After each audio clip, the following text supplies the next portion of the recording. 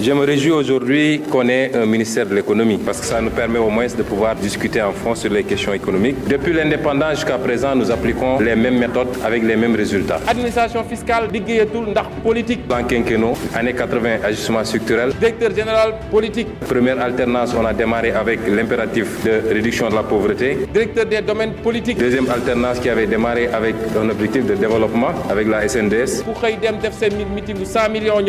revenir à un objectif beaucoup plus raisonnable d'émergence.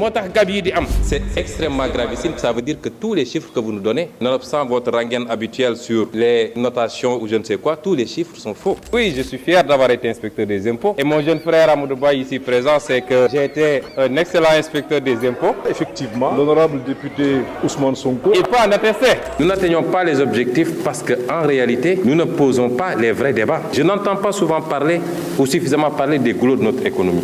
Qu'est-ce qu'il faut faire pour inverser la tendance et aller vers la compétitivité pour l'exportation? Premier goulot, c'est la monnaie que nous avons. Ça conduit à une frénésie de l'endettement, 61% sur le PIB. C'est inadmissible pour le Sénégal. muy mbirum zircon bi fële ci Niafrane wax nañ ñi nag désinformation am na ci mais je crois que ñiy désinformer mooy ñi bëgg a forcer exploitation bi coûte que coûte. Parce que bailleurs yi, je suis désolé de le dire, duñu xaritu Sénégal. FMI du xaritu Sénégal, les bailleurs bilatéraux duñu xaritu Sénégal. C'est des gens qui gèrent des intérêts et am nañu seen fulla pour défendre intérêts yooyu. Il y a le problème du régulateur à la Sénélec. Le régulateur ne régule absolument rien. Mais le plus grave, c'est que le Luxembourg est un paradis fiscal.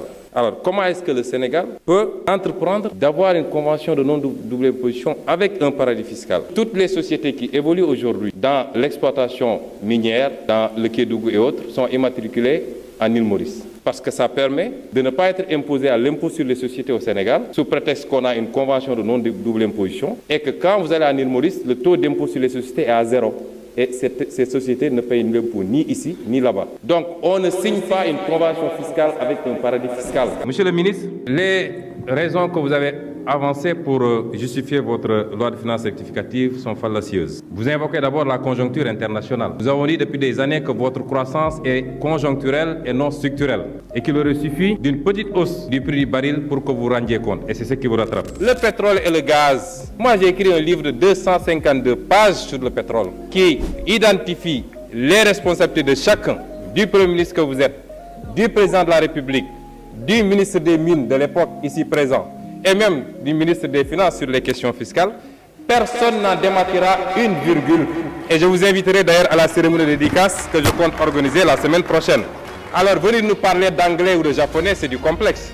Ça n'a rien à voir avec le pétrole. J'ai une fois entendu le président Moustapha Niasse, lors d'un séminaire de la CEDEAO aussi, dire que c'est le combat de la biche et du lion. Mais il conclut en disant que mais c'est jouable. Depuis quand la biche gagne un combat face au lion, M. Moustapha Niasse?